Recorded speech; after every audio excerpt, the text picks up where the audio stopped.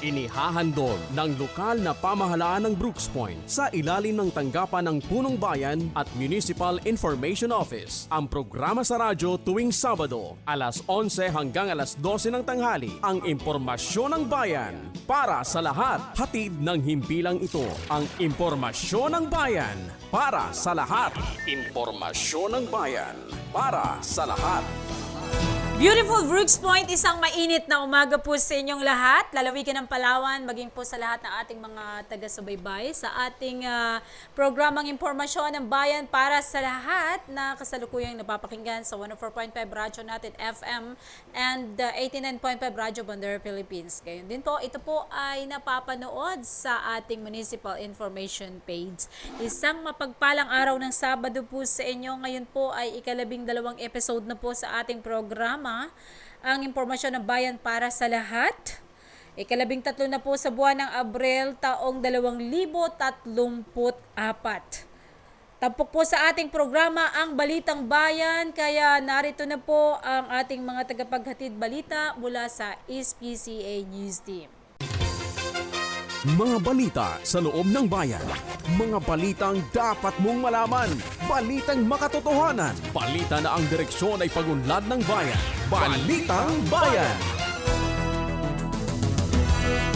Magandang araw ng Sabado. Ngayon po ay ika-13 sa buwan ng Abril taong 2024. Ako po si Keith Chloe Badenas. At ako naman po si Juliana J.V. Gonzalez mula sa Southern Palawan Christian Academy Philippines Incorporated School. At kami po ang maghahatid ng makabuluhang balitang bayan na aming nakalap sa bayan ng Brooks Point ngayong linggo. Narito ang ulo ng mga balita na ihahayag sa atin ng Southern Palawan Christian Academy Philippines Incorporated School o ang SPCA News Team.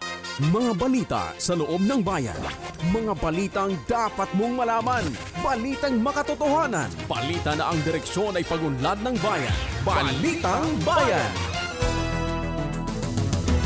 MOA signing para sa Phase 2 ng Terminal Complex at EC Timbankaya Enterprises Corporation sinundan ng groundbreaking ceremony.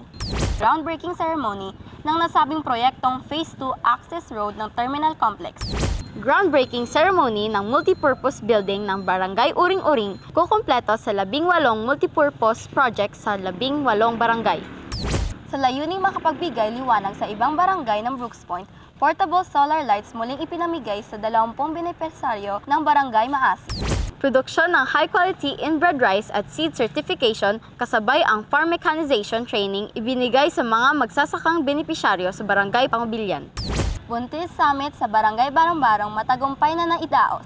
Groundbreaking ceremony of LGU project Kelang Banwa para sa mga kapatid nating katutubo sa Sitio Bunlok, hatid ng pamahalaang bayan ng Brooks Point, Palawan. Courtesy visit ng DepEd Assistant Schools Division Superintendents o ASDS ng Norte at Sur taos pusong tinanggap ni Mayor Cesario R. Benedito Jr. at Vice Mayor Attorney Mary Jean D. Feliciano. Sa adhikaing mailapit ang serbisyo ng Sangguniang Bayan, isinagawa ang lingguhang session sa Barangay Mainit. Kampanya sa anti-illegal recruitment and trafficking in persons mas pinaigting para sa mga OFW at mga mamamayan ng Brooks Point.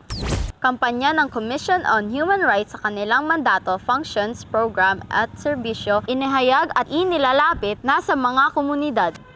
Groundbreaking ceremony ng multi-purpose Kelang Banwa para sa mga kapatid na tutubo sa Sitio Mati, Barangay Pangubilyan, sinagawa sa pangunguna ni Mayor Cesario R. Benedito Jr. at Vice Mayor Attorney Mary Jean D. Feliciano. 57th Founding Anniversary and 16th Tupig Festival sa Barangay Maasin, masayang ipinagdiwang. Magbabalik ang Southern Palawan Christian Academy of the Philippines Incorporated School News Team para sa mga detalye ng Balitang Bayan. Mga balita sa loob ng bayan. Mga balitang dapat mong malaman. Balitang makatotohanan. Balita na ang direksyon ay pagunlad ng bayan. Balitang Bayan. At nagbabalik ang ating Balitang Bayan. Manatiling nakatutok sa ating programang ito para sa unang balita. MOA signing para sa Phase 2 ng Terminal Complex at EC Timbankaya Enterprises Corporation ikinagalak. Pinangunahan ni Mayor Cesario R. Benedito Jr. Para sa detalye, narito si SPCA News Reporter Jasper Alcosaba. Balitang Bayan. Formal nang nilagdaan ang Memorandum of Agreement sa pagitan ng lokal na pamahalaan ng Brooks Point sa pamamagitan ni Mayor Cesario R. Benedito at ECT Bancaya Enterprises Corporation na kinatawan ni Ginoong Edgar A. Timbancaya para sa proyektong Phase 2 ng Construction of Terminal Complex noong araw ng Biyernes, April 5, 2024. Ang proyekto ay nagkakahalagang 19,968,875.22 peso at inaasahang matatapos sa loob ng 150 days o 5 buwan. Ayon kay Mayor Benedito, mabuti na nagsasagawa ng formal na MOA signing sa mga proyektong pamahalaang lokal upang magkaroon ng transparency at accountability ang mga kontratista ng mga proyekto matapos ang masusing proseso ng bidding. Jasper D. Alcosaba, Southern Palawan Christian Academy Philippines Incorporated School, nag-uulat para sa Balitang Bayan. Maraming salamat sa iyo, Jasper. Matapos ang MOA signing, kaagad naman isinagawa ang groundbreaking ceremony ng nasabing proyektong Phase 2 Access Road ng Terminal Complex. Narito si Alea Alahar para sa detalye ng balita. Balitang Bayan.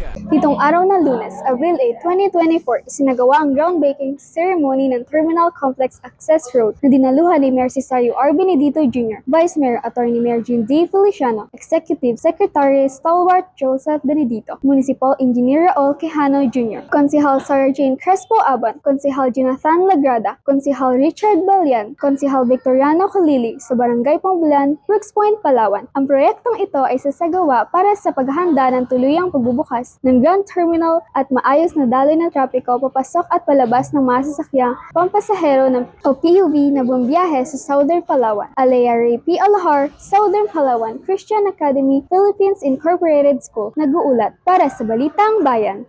Salamat sa iyo, Alea. Groundbreaking ceremony ng multipurpose building ng Barangay Uring-Uring kukumpleto sa 18 multipurpose projects sa 18 barangay. Para sa detalye ng balita, nagbabalik si SPCA News Reporter Jasper Alcosaba. Balitang Bayan. Isinagawa noong araw ng Lunes, Abril 8, 2024, ang groundbreaking ceremony ng multipurpose building mula sa 20% Development Fund ng pamahalaang lokal para sa Barangay Uring-Uring, Brooks Point, Palawan, sa ilalim na pamumuno ni Mayor Cesario R. Benedito Jr., Vice Mayor Atty. Mary Jean D. Feliciano, kasama ang Executive Secretary Stalwart Joseph Benedito, kasama sina Municipal Engineer Raul Quijano Jr., SB Sarah Jane Crespo Abu, SB Jonathan Lagrada, SB Richard Balian, SB Victoriano Kul. Ang Barangay Uring-Uring ang kukumpleto sa 18 barangay na magkakaroon ng bagong multipurpose sa ilalim ng proyektong pang-infrastruktura ng pamahalaang lokal at ito ay nagkakalaga ng 4.5 million na ay tinatayang matatapos sa 6 na buwan. Lubos ang pasasalamat ni Kapitan Abdul Ambatal kasama ang buong konseho sa panibagong gusali na tiyak mapapakinabangan ng mga opisyales at nasasakupan. Ayon kay Mayor Benedito, ito ang pinakahuling groundbreaking ng multipurpose sa mga barangay. Ngunit hindi pa natatapos ang mga pagtugon sa mga proyekto para sa mga barangay. Dagdag pa ni Mayor Benedito na susunod pa ang road rehabilitation sa bawat barangay Uring-Uring. Jasper D. Alcosaba, Southern Palawan Christian Academy Philippines Incorporated School, nag-uulat para sa Balitang Bayan. Samantala, sa layuning makapagbigay liwanag ng ibang barangay ng Brooks Point, portable solar lights muling ipinamigay sa 20 benepisaryo ng Barangay Maasin. Sa ulat ni SBC News Reporter Pauline Cassandra Ruz. Balitang Bayan.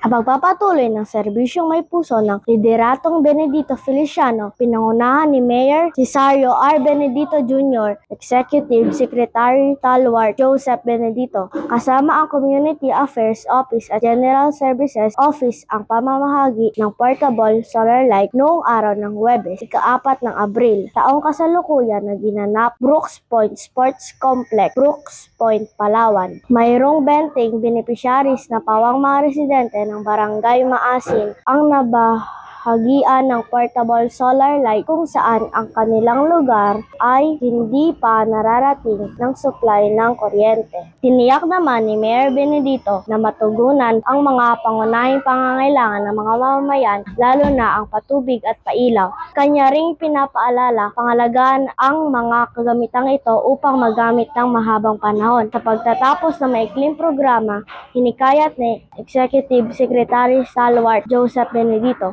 pangalagaan ng mga kagamitang portable solar lights at bigyang halaga ang liwanag, hindi lamang sa mga tahanan, kung hindi maging ang mga binubuong pangarap ng pamilya. Pauline Cassandra Ruz, Southern Palawan Christian Academy, Philippines Incorporated School, nag-uulat para sa Balitang Bayan.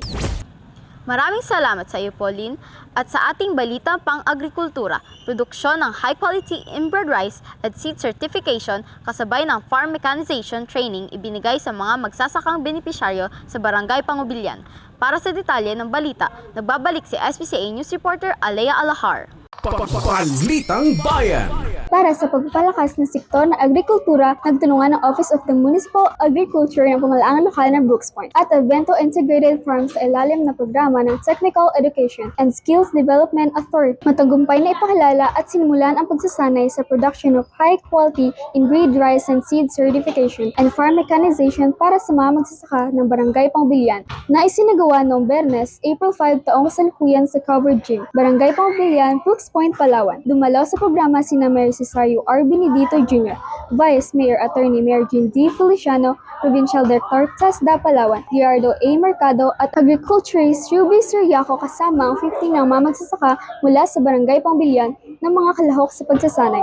Ang nasabing pagsasanay sa production of high-quality inbred rice and seed certification and farm mechanization ay sasagawa sa loob ng 4 na buwan kung saan tuturuan ng magsasaka sa tamang paghahanda ng lupang pagtataniman, pagtatanim, pangangalaga ng palay at pag-ani ng mga pananim gamit ang mga nakabagong farming equipment. Nagpasalamat naman si Kapitan Violeta de la Cruz na napili ang Barangay Pangubilyan sa makatanggap na libreng pagsasanay para sa mga magsasaka at dagdag kaalaman sa mga magsasaka para sa barangay. Ayon naman kay Mayor Benedito, ang Barangay Pangubilyan ang may malawak na taniman ng palay. Kaya sa pag-aaral na ito ay dapat malaman ng tamang proseso at pangangalaga ng ating pananim tulong ng TESDA. Dagdag pa ng Punong Bayan na ang pamamahala ng lokal ng Brooks Point ay sumusuporta sa sektor ng agrikultura dahil ito ang pangunahing pinagkakitaan ng mga kababayan. Nagbigay rin siya ng paalala na mag-ingat ang bawat isa, lalo na sa sobrang init ng panahon, kung huwag kalimutang uminom ng tubig at pangangalagaan ng kalusugan. Alea Ray P. Alahar, Southern Palawan Christian Academy, Philippines Incorporated School, nag-uulat para sa Balitang Bayan.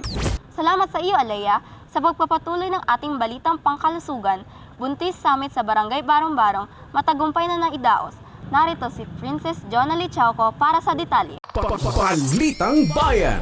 Matagumpay na naidaos ang Buntis Summit na may temang alalay kay nanay at baby, kaalaman, kalusugan, kalikasan sa Barangay Barong-Barong, Brooks Point, Palawan. Noong araw ng Bernes, April 5, 2024, dumalo sa programa sina Mayor Cesario R. Benedito, Junior Consihal, Richard Bellian, at mga kawani ng Municipal Health Office na nagbabahagi ng mahalagang impormasyon patungkol sa pangangalaga ng buntis. Tinalakay sa programang ito ang patungkol sa importansya ng mga laboratory, examination, dental check-up at prenatal check-up at ang mga posibleng komplikasyon habang nagbubuntis at panganganak. Gayon din ang nutrisyon, breastfeeding at family planning and immunization na lubang makakatulong sa mga buntis. Hinimok naman ni Community on Health Chairman Consihal Balian na patuloy na magpakonsulta sa doktor dahil doon nagsimula ang pagmamahal ng isang ina.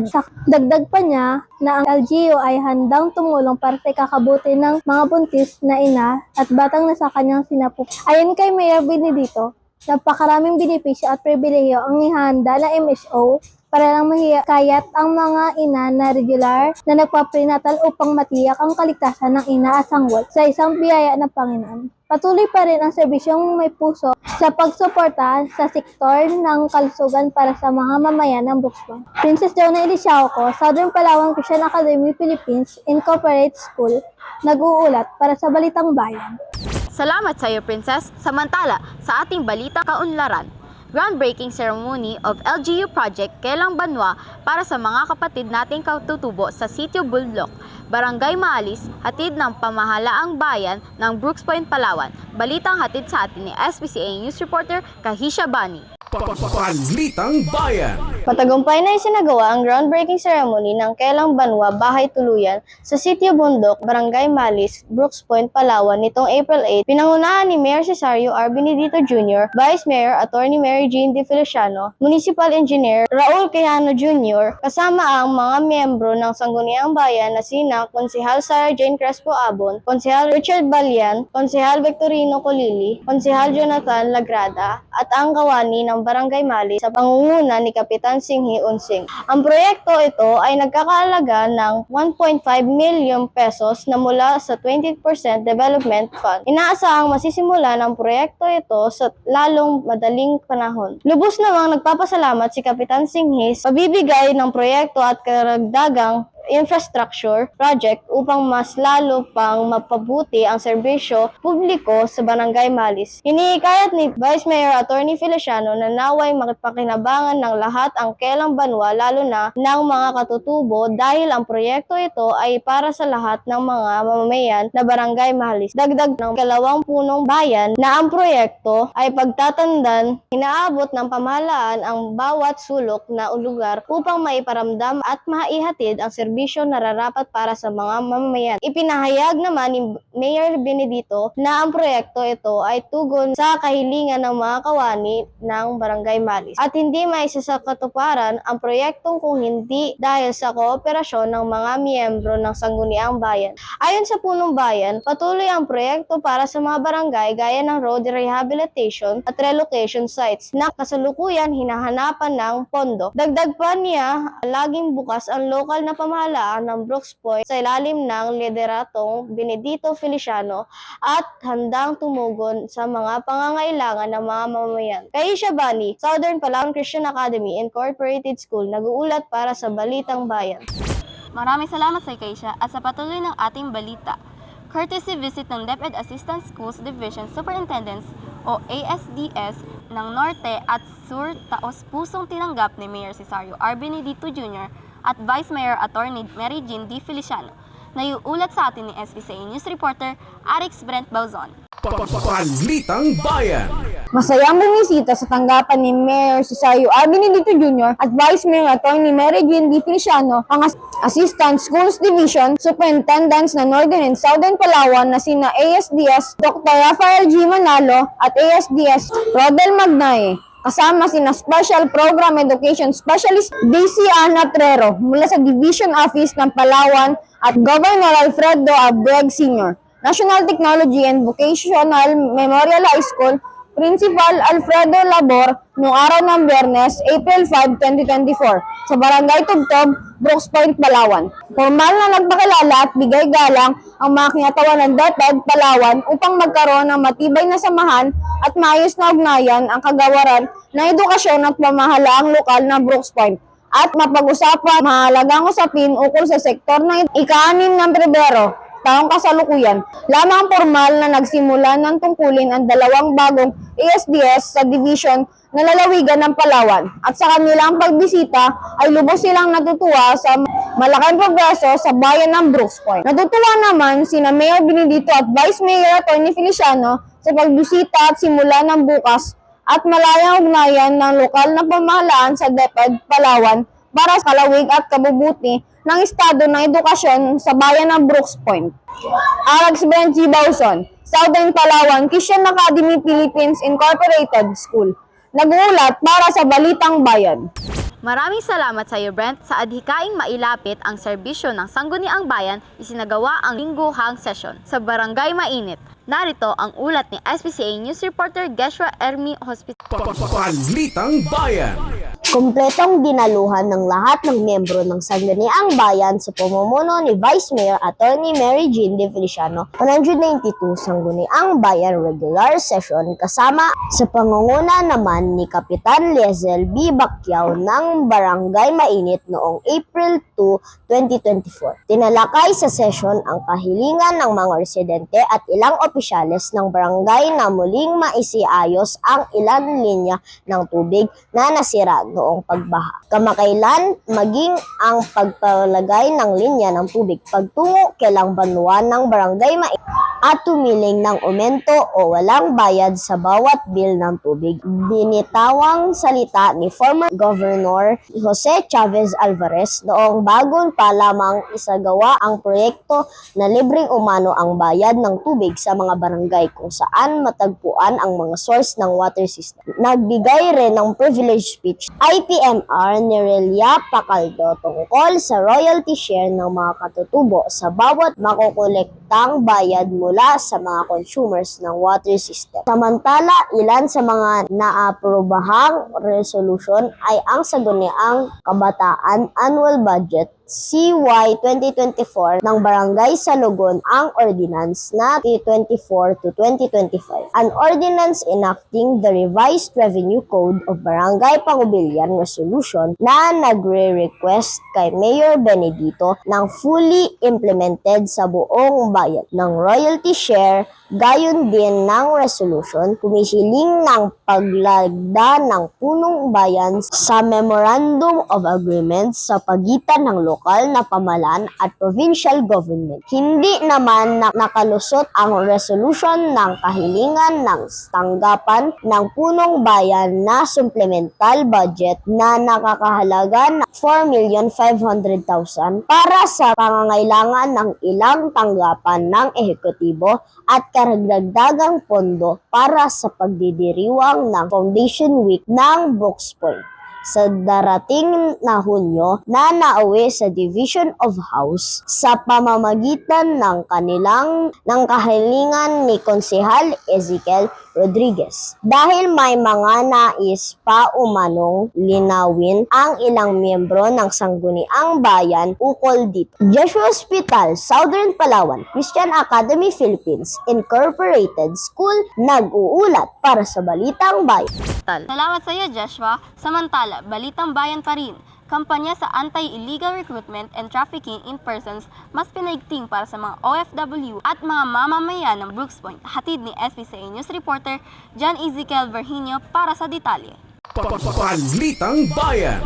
Matagumpay na isinagawa ang anti-illegal recruitment and trafficking in persons campaign sa Brooks Convention Center, Brooks Point, Palawan noong ika-4 na Abril 2024. Ang information education campaign na ito ay posible sa pagtutulungan ng Department of Migrant Workers at ng pamalaang lokal ng Brooks Point sa pamumuno ni Mayor Cesario R. Benedito Jr. at ang tanggapan ng Republic Employment and Services Office sa pangunguna ni PESO Acting Manager Abilin Malong kasama sina Executive Secretary Stalwart Joseph Benedito at Konsehal Arturo Ferraris. Layunin na maipaalam ang Brooks Point OFW Overseas Filipino Workers Organization kasama ang mga kapitan at mga kagawad sa 18 barangay ng Brooks Point ang panganib ng human traffic, maipaunawa ang mga karapatan at proteksyon ng OFW at mabuksan na kanilang pangunawa kung paano ito nangyayari, ang illegal recruitment at talakayin ang mga hakbang kung paano masolusyonan ang mga ganitong suliranin ng bayan. Natutuwa ang punong bayan Mayor Cesario R. Benedito Jr. sa sinagawang kampanya upang mapalawak ang impormasyon at mapalalim ang kaalaman ng mga OFW at mga mamamayang nais magtrabaho sa ibang bansa. Nagpapasalamat din ang punong bayan sa mga nagsagawa ng campaign na mula pa sa tanggapan ng DMW ng lungsod ng Maynila at mga nakilahok. Hinikayat ni Mayor Benedito na magtulungan ang bawat isa upang maproteksyonan ang mga mamayan ng Brooks Point laban sa human trafficking. Yan Ezekiel S. Virginio, Southern Palawan, Christian Academy Philippines Incorporated School, nag-uulat para sa Balitang Bayan. At sa kampanya ng Commission on Human Rights sa kanilang mandato, functions, programs at serbisyo inihayag at inilapit na sa mga komunidad. Balitang hatid sa atin ni SBCA News reporter Ada Badenas. Balitang Bayan.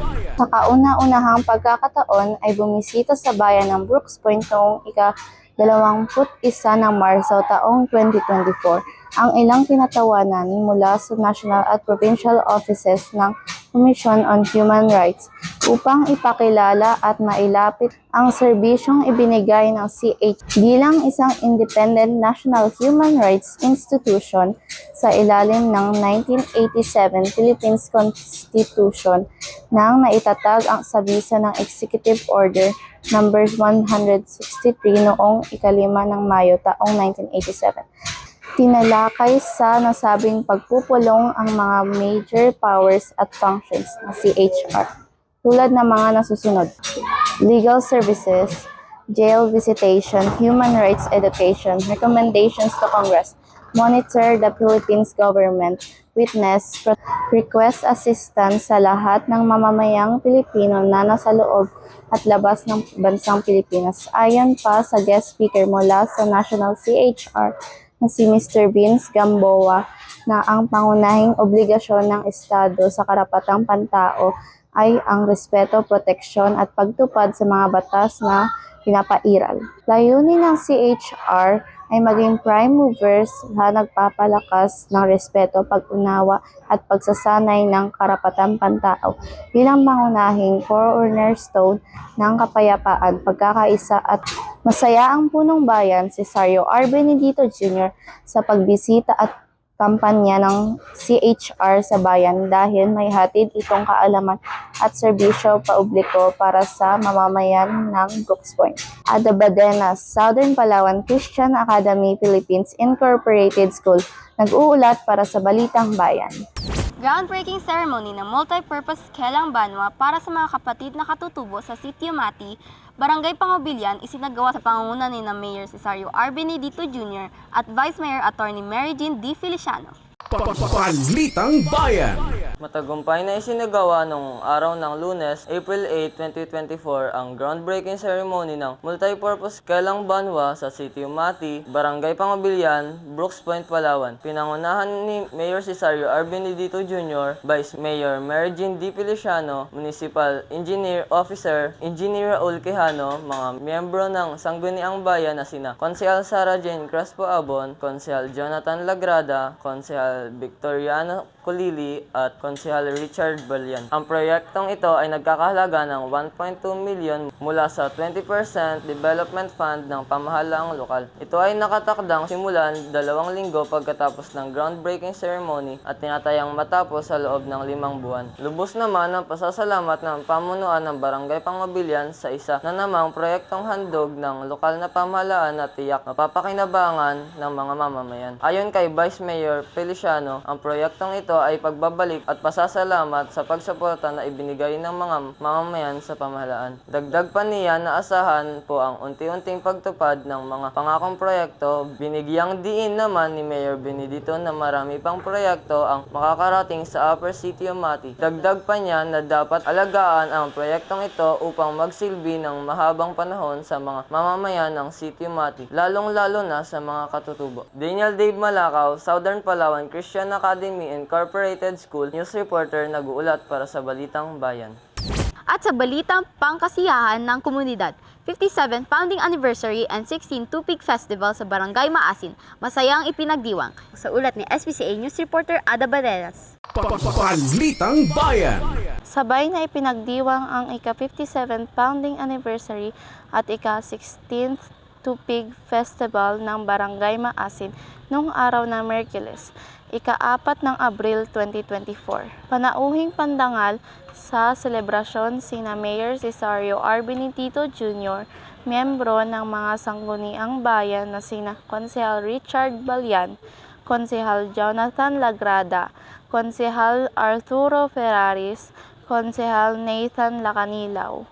Kasama sina Executive Secretary Stalwart Joseph Benedito, Board Member Marivic Rojas at iba pang nakisaya sa pagdiriwang. Lubos ang kagalakan ni Kapitan Ruel Austria sa pakikilahok at pagtutulungan ng mga residente ng Barangay Maasin.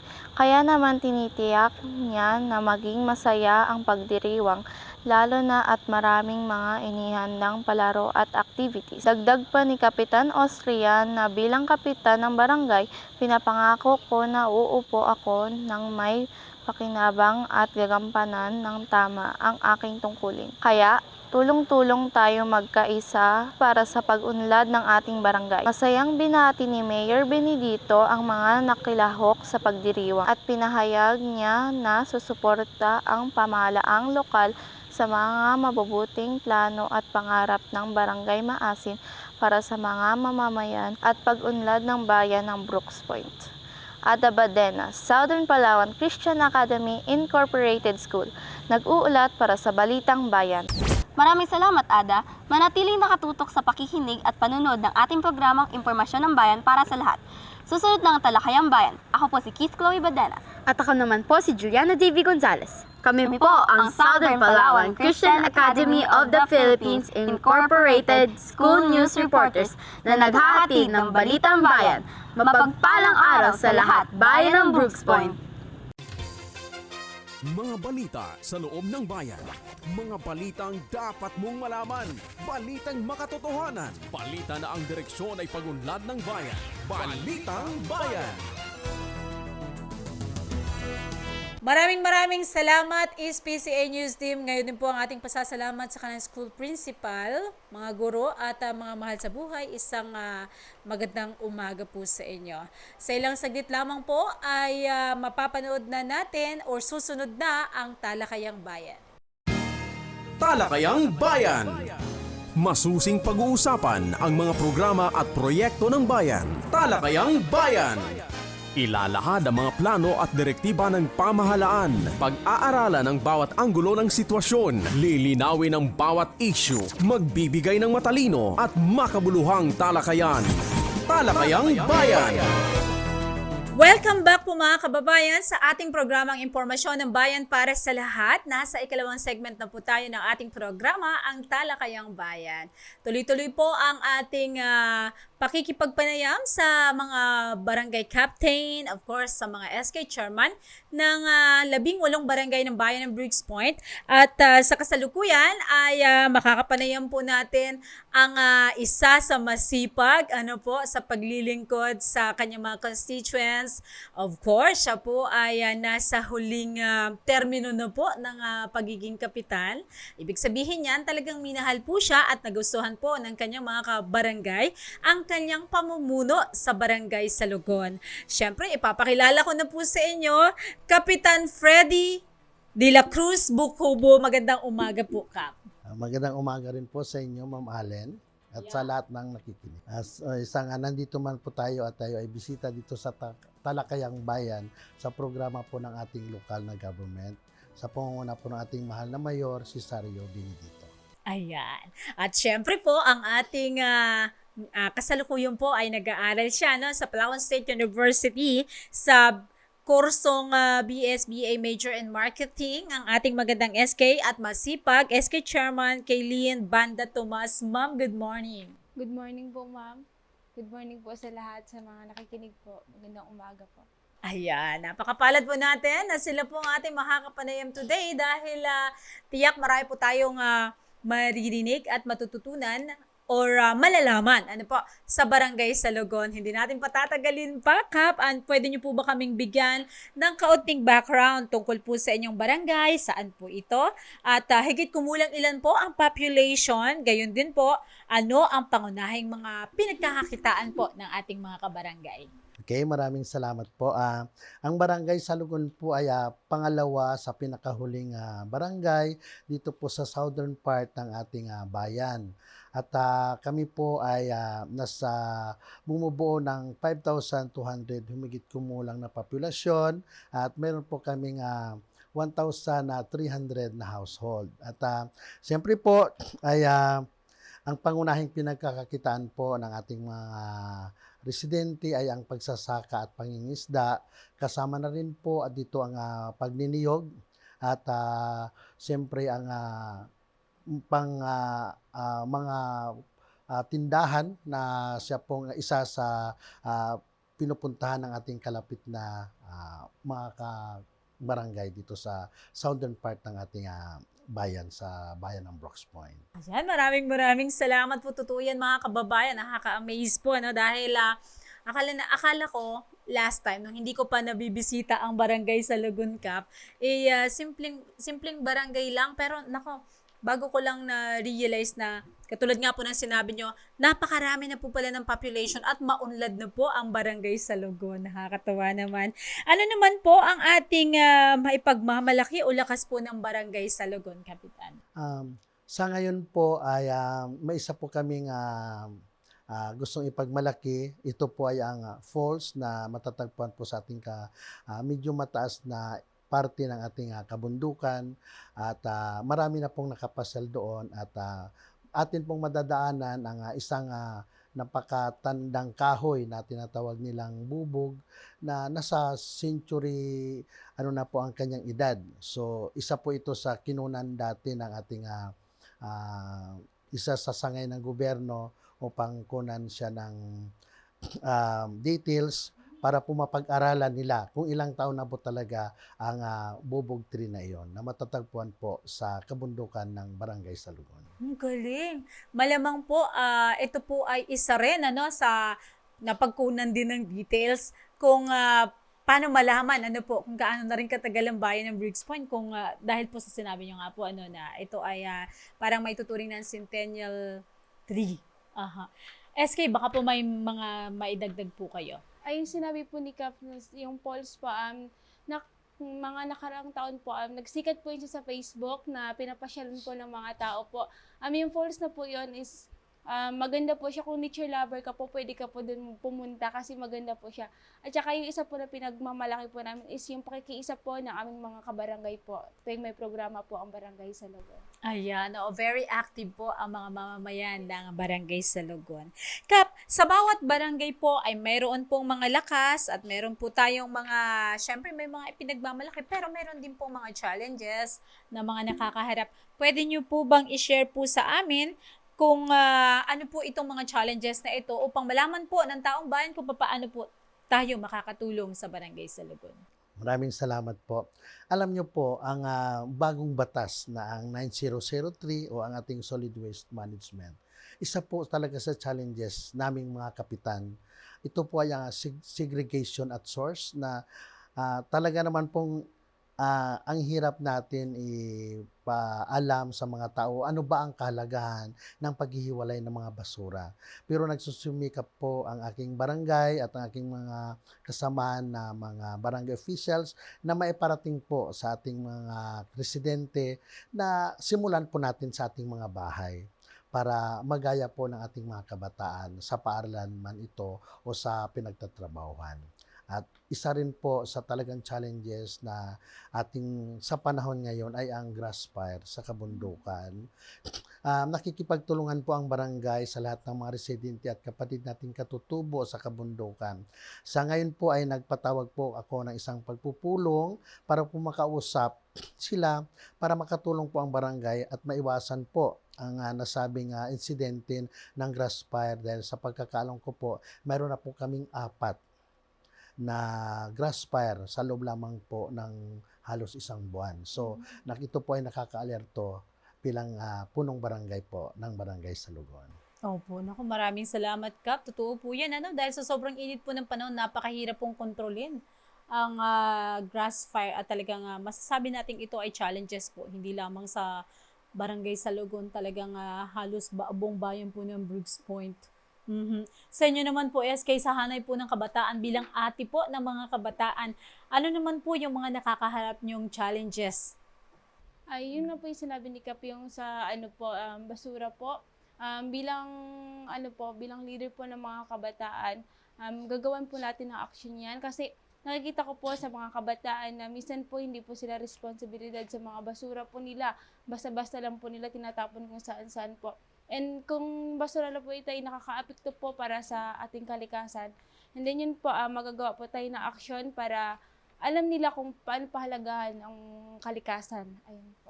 Ayan. And ano naman po, sa inyo naman po, Kap, ano naman po ang mga plano, prioridad po na programa o hakbang para mas mapalago pa po ang Barangay Salugon? Sa ngayon po ay mayroon tayong mga kabataan na siyang nabigyan ng prioridad para po sa pag-aaral ng TESDA, para po sa mga livelihood program. Ako po, yun po ang aking prioridad na mabigyan po natin ng pagsasanay, hindi lang po kabataan, kundi yung mga magulang na gusto pong matuto at magkaroon ng sariling negosyo. Sila po ay ating binibigyan ng pagkakataon na makapag-aral sa TESDA at nag-offer po tayo, kinakausap natin ang bonsai farm na bigyan po ng prioridad ang Barangay Salugon na bigyan po ng scholarship ang ating mga kabataang hindi nag-aaral at syempre po ang mga magulang na gusto pong matuto upang makapagsimula sila ng kanilang mga small business. Alam ko na pag may hanap buhay ang isang tao at ito po ay makakatulong upang madagdagan ng kita at masuportahan ang kanyang pamilya. So yun po yung mga isang programa natin at syempre po kami naman po ay sa barangay ay nakikipagtulungan naman sa lahat ng sektor para po maiangat at mahingi po namin ang kanilang mga gustong mangyari at makapag-contribute po sila sa karagdagang kaalaman at programa para patuloy po nating mapaunlad ang Barangay Salugon.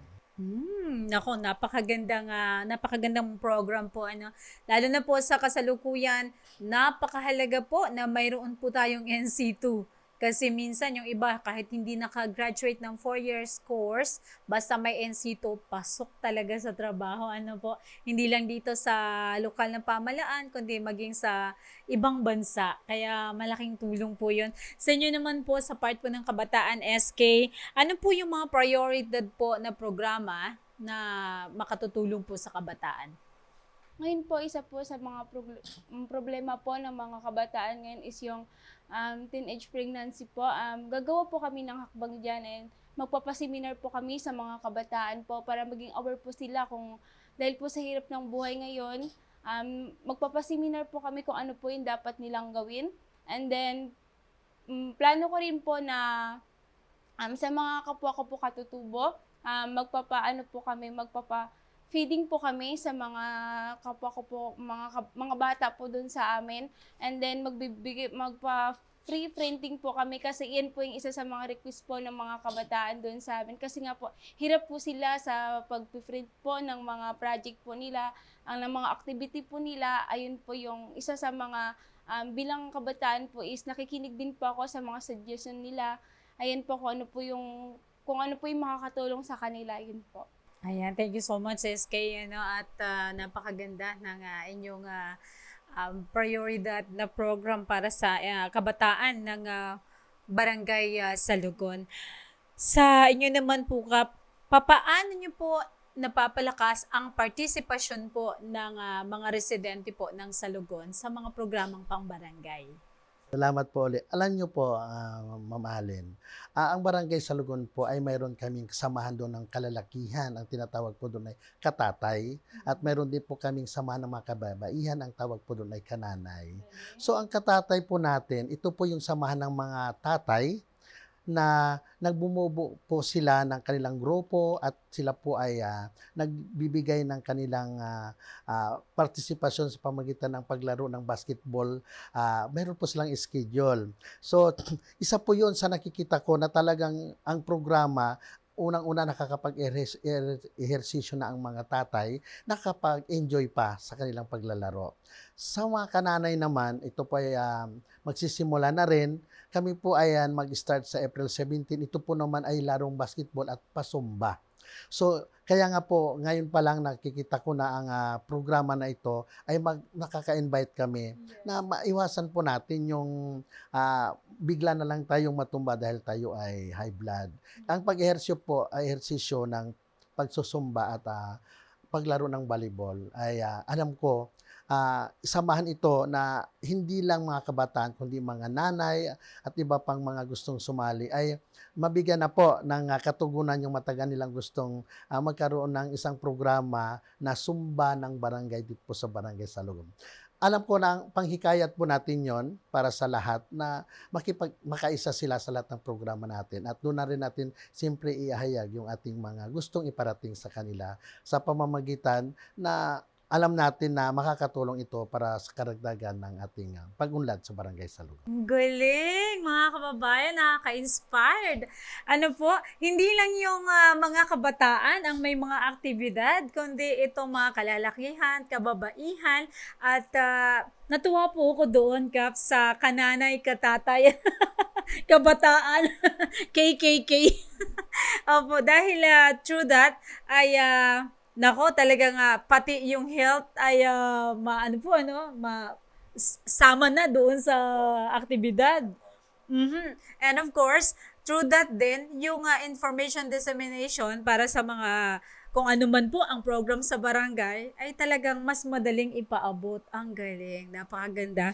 Ngayon pa lamang po kinukongratulate ko na kayo dahil alam ko sa pamamagitan po niyan ay makakapag-build up din po ng magandang relationship sa barangay. Opo.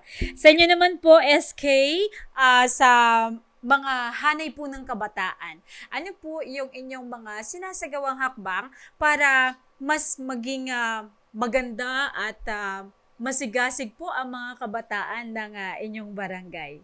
na makipag-participate sa program ninyo? Darating po na summer, magpapa-summer league po kami. Katuwang ko po dyan ang ating punong barangay, aming punong barangay. Plano po namin, magpapa-summer league po kami, hindi lang po basketball, pagpapa-volleyball din po and takraw po para po sa mga kabataan po. Para po ma-build po yung relationship nila na makipag-isa po. Ganun.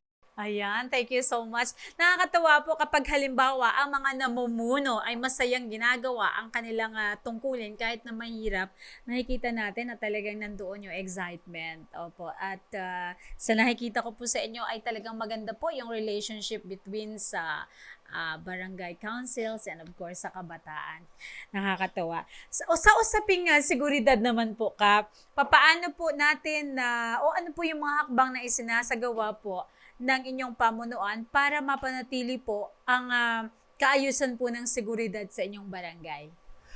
Sa ngayon po ay meron tayong 20 barangay tanod na siya pong umiikot at nagruronda sa buong barangay sa Lugon. Lalo na po ngayon na maraming balita na nakawan. So, umaabot po sila ng hanggang alas 4 ng madaling araw sa pagbabantay. Kaya nagpapasalamat po ako sa aking mga barangay tanod o ating barangay pulis. Talaga pong ginagampanan nila ang kanilang tungkulin. At ina-alerto rin po natin ang ating mamamayan na ang seguridad po ay hindi lamang sa mga barangay tanod, kundi sa ating sarili rin. So, kailangan din po nating bantayan ang ating mga ari-arian at ayusin po natin ito upang maiwasan po na tayo ay manakawan. At nandyan lang po ang Barangay Salugon. May hotline po kami na pwede pong tawagan para po mabilis nating matugunan yung kanilang mga problema pagdating ng ganitong mga seguridad para sa Barangay Salugon. Ayan. Ayos, mga kababayan. Dahil hindi lang po ang ating police station, maging ang barangay po ay mayroon ding hotline. Nakakatuwa naman. Ano naman po ang inyong mga hakbang para mapanatili ang seguridad at kaayusan po ng mga kabataan naman po sa barangay? Yung sa amin po is yung para maging maayos po yung mga kabataan is mailayo po sila sa pinagbabawal po na gamot. Ayun po yung droga po. Kailangan po maging aware po sila. Dahil po yung mga kabataan po ngayon is mabibisyo na po. Gagawa po kami ng hakbang para sa mga ganyang bilang leader po ng mga kabataan is gagawa po kami ng hakbang para maipamulat po sa kanila kung ano po kung ito po ay nakakatulong ba sa kanila o hindi po. Kaya bilang pong kabataan, dapat aaksyonan po natin kaagad yung mga ganyang mga problema po ng mga kabataan po doon sa aming barangay. And yan po, katuwang ko po ang aming punong barangay na si Honorable Freddy Bocobo para po maisagawa po namin ng maayos. Ayan, thank you so much po. Parang information dissemination po, tungkol sa maidudulot ng paggamit ng droga. Parang gano'n. Napakaganda. Ngayon naman po, Kapitan, pwede niyo po bang isalarawan sa ating mga tagapanood ang partnership po o pagtutulungan ng pamahalaang lokal at ng inyo pong barangay? Ako po bilang punong barangay ay nagpapasalamat sa ating mahal na mayor, Mayor June, kasi talagang may mga programa po ang barangay na talagang binibigyan po nila ng pansin. Ito nga po ay ang nakaraang caravan para po sa ating mga IP na nakatira po sa kabundukan. So, kaagapay po natin ang lokal na pamahalaan na maipaabot po ang pagkalinga sa pamamagitan po ng pagbibigay ng serbisyong medikal, pagbibigay po ng mga tulong ng lokal, pagbibigay po ng feeding at iba pang mga programa. At siyempre po ang mga istruktura na kanilang inilapit at ibinigay sa barangay. Nandyan po ang ating bagong barangay hall na sa kasalukuyan po ay amin ang ginagamit at napapakinabangan. At yun din po ang ating mga katuwang na mga kabarangay na nabigyan po sila ng isang tulay na sa pamamagitan po ng programa na inilapit po talaga sa atin ng ating mahal na mayor. Kaya nagpapasalamat po ako na ang ating pong mahal na mayor ay binibigyang pansin ang barangay, hindi lamang po ang barangay ko, kundi ang buong barangay dito po sa bayan ng Brooks Point. Lalo na alam natin na may puso talaga ang ating mahal na mayor para po sa mga barangay at sa mahihirap. Ayan. Dahil ang ating lokal na pamahalaan ng bayan ng Briggs Point ay walang kinikilingan, walang maiiwan, nais na mapaunlad lahat po ng barangay sa bayan ng Briggs Point. Tunay po yung sinasabi ng ating mahal na panauhin ngayong umaga na talagang walang pinipiling proyekto, talagang halos isinusubo na sa bawat barangay. Sa inyo naman po, SK, pwede nyo po bang ilarawan sa ating mga tagapanood at tagapakinig ang partnership naman po ng mga kabataan? At of course, ang lokal na pamahalaan ng bayan ng Briggs Point. Sa mga kabataan po, ito po yung pagpapalaro po namin.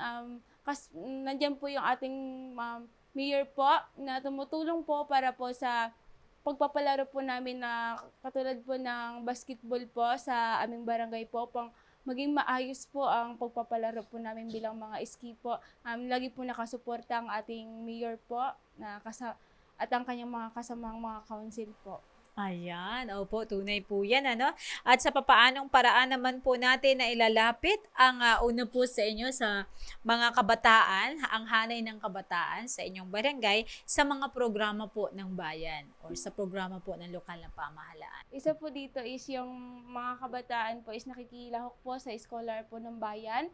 Ayan po, kasi yung mga kabataan po namin is marami pong scholar po doon ng mga bayan po sa amin. And then nakikilahok po kami sa mga programa po dito ni Mayor, kung ano po yung programa na gagawin niya is lahat po ng mga kabataan is nakikilahok po. Ayan, thank you so much. And of course, sa ating mahal na Kapitan Kap, ano naman po ang inyong hakbang para mailapit po ang mga residente po ng barangay sa mga programa po ng ating bayan or ng lokal na pamahalaan? Kami po sa Barangay Salugon ay mayroon kaming mga livelihood na itutulong dahil hindi na natin ito kaya 100%. So ako po ay lumalapit sa ating mahal na mayor na matulungan po ng mga karagdagan na ayuda. At siyempre po, unang-una, ang programa ng ating mahal na mayor tungkol po sa kahirapan at lahat po ng mga may karamdaman na ilalapit natin sa kanya at natutugunan niya ito. So, sa pamamagitan po noon ay inilalapat natin ang programa ng gobyerno, ang lokal na pamahalaan sa barangay na nakapakinabangan po ito ng lahat ng ating residente. At siyempre, ang ating pamunuan ay patuloy pa rin po na gumagawa ng hakbang na mas madagdagan pa natin at matugunan yung mga programa na alam kong kapakinabangan din ng ating nasasakupan dito sa Barangay Salugon. Ayan, thank you so much po, Kapitan. Napakaikli po ng oras. Malapit na po tayong magtapos. Baka po may mga nais pa po kayong sabihin para po sa ating mga tagapanood at ating mga tagapakinig. Nasa inyo po ang pagkakataon. Maraming salamat po ulit. Ako po bilang punong barangay ay sa loob po ng mahabang panahon na aking panunungkulan ay nakita ko po na ang pag-unlad ng barangay ay sa pagtutulungan at pagkikiisa ng mamamayan. Hirap po tayong manungkulan kung walang pagkikiisa, lalong-lalo na po ang sangguniang barangay. Kaya nagpapasalamat tayo sa pangatlong pagkakataon ay nailuklok tayong muli at nabigyan ng pagkakataon. Hanggang sa mga oras na to, alam ko, hindi pa sapat ang aking panunungkulan upang matugunan lahat ng problema. Kaya nagsisikap po ang pamunuan ng Barangay Salugon na lahat po ng istruktura na kapakinabangan po ng mga darating na henerasyon nating kabataan ay maibigay po natin at ang kulang pa po ay dapat nating madagdagan. At siyempre, alam naman natin na karamihan po sa ating mga kalsada ay halos na siminto na. Yes. Mayroon pa rin mga kakulangan, yun po ay ginagawa natin ng paraan. Nagbibigay po kami ng resolusyon, nagre-request po kami sa mas mataas na pamunuan para po matugunan ito at hindi naman ito kaya ng barangay. Kaya sana po sa mga darating na mga araw, bago matapos ang aking panunungkulan, ay maisagawa po natin yung ating pangarap na sana po hindi man 100% ay mabigay natin yung pinaka-best na alam kong maalala tayo ng ating mga kabarangay pagdating ng panahon. Ayan po ang ating kapitan sa Barangay Salugon na talagang serbisyong may puso. At ngayon naman po para po sa ating SK, baka may gusto kayong sabihin sa ating mga tagapakinig. Sige po. Magandang umaga po. Bilang bagong leader po ng mga kabataan. Ako po ay handang makinig sa mga boses po ng mga kabataan, kung ano po yung hinaing or problema nila, dahil ako po yung ate nila na para tulungan sila, gabayan po kung ano po yung nais o gusto po nila bilang para po maging maayos po ang mga samahan po ng mga kabataan doon sa aming barangay. Katuwang ko po ang ating punong barangay, si Honorable Freddy Dibucobo po, para maging maayos po ang aming barangay po. Thank you so much mga kababayan. Diyan na po nagtatapos ang ating makabuluhang pakikipagpanayam sa ating mga mahal na panauhin ngayong araw. At syempre po, tunay nga na napakahalaga na mayroong mga gantong talakayan upang malaman po natin kung paano po tayo makiisa, makialam para po sa ikauunlad ng bayan ng Briggs Point. Susunod na po ang Serbisyong Bayan pagkalipas lamang ng ilang sandali. Talakayang Bayan.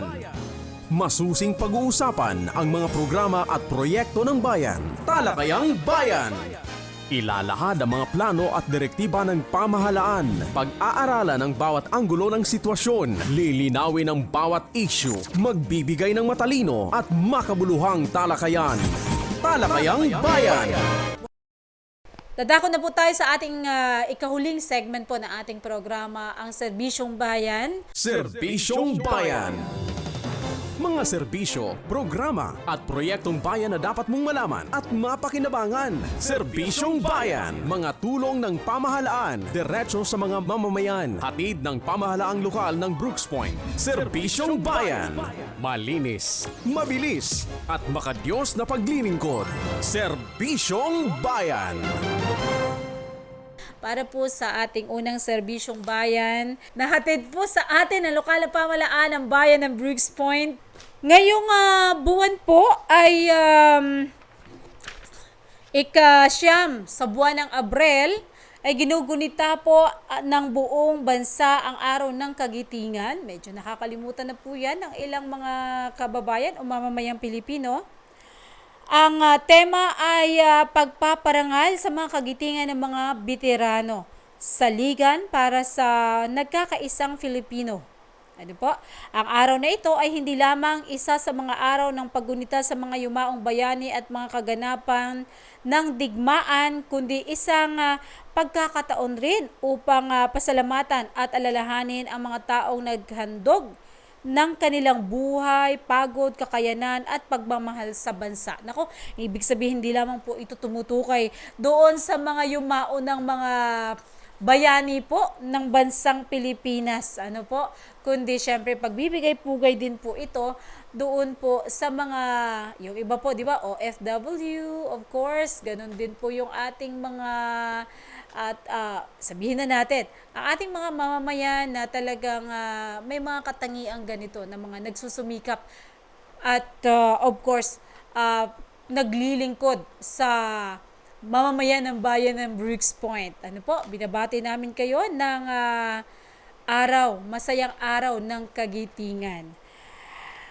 Tuloy-tuloy tayo mga kababayan sa kapanamuhunan ay sobrang init po ng panahon at kaliwat kanan, kabila ang mga wildfire, hindi lang wildfire, maging po ang mga nasusunugan ng kanilang tahanan. Mga kababayan, paalala po, na mahigpit na ipinagbabawal ng Bureau of Fire Protection ang pagsusunog. Dahil sa panahon po ngayon, sobrang tuyot na po ang mga damo at na mamalakas pa po ang hangin, ito po ay posibleng maging mitsa ng malawakang pagkalat ng apoy, kaya mag-ingat po tayo. Ano po?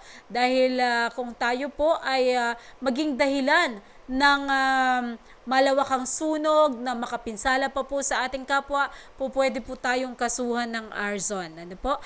Gayon din po ang ating pagbati. Ano po? Sa ating mga kababayang Muslim na kasalukuyang nagdiriwang ng Eid al-Fitr, isang mapagpalang araw po sa inyong lahat at masayang pagdiriwang ngayong April 10 po yan. I think of course yung iba ay talagang nasa puso pa rin ang pagdiriwang ng Eid al-Fitr. Isang masayang araw po sa inyo ng pagdiriwang. Maligayang pagdiriwang din po ng Filipino Food Month. Last April 4, 2024 po yan nagsimula. Ang lokal na pamahalaan ng bayan ng Brooks Point ay lubos na nakikiisa sa taunang pagdiriwang ng Filipino Food Month sa buwan ng April ngayong taong kasalukuyan. Sa ilalim ng pamuno ni Mayor Cesario R. Benedito Jr. at Atty. Mergen de Los Angeles Feliciano at ng buong konseho, kami po ay nakikiisa sa layuning ipalaganap ang kahalagahan ng kulturang Pilipino sa pamamagitan ng pagkain pursuant to Presidential Proclamation number 469 declaring the month of April of every year as Filipino Month FFM or Buwan ng Kalutong Filipino.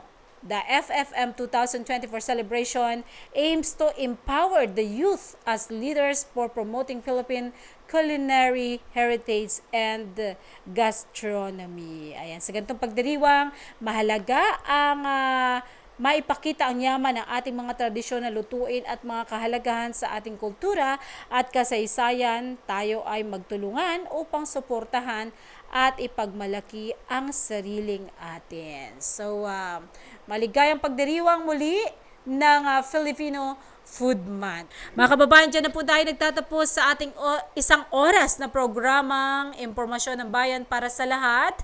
Sa ngalan po ng lokal na pamahalaan ng bayan ng Brooks Point sa pamuno po ng ating mahal na Mayor Cesario R. Benedito Jr., gayon din po ng ating Vice Mayor Atty. Mergen de Los Angeles Feliciano, 10 ng bumubuo ng Municipal Information Office sa pamumuno po ng ating Public Affairs Designate and of course Municipal Information Officer Designate Ms. Deborah Faith C. Malakaw.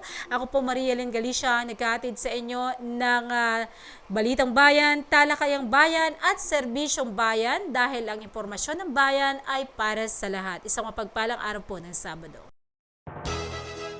Inihahandog ng lokal na pamahalaan ng Brooks Point sa ilalim ng tanggapan ng Punong Bayan at Municipal Information Office. Ang programa sa radyo tuwing Sabado, alas 11 hanggang alas 12 ng tanghali. Ang impormasyon ng bayan para sa lahat. Hatid ng himpilang ito, ang impormasyon ng bayan para sa lahat.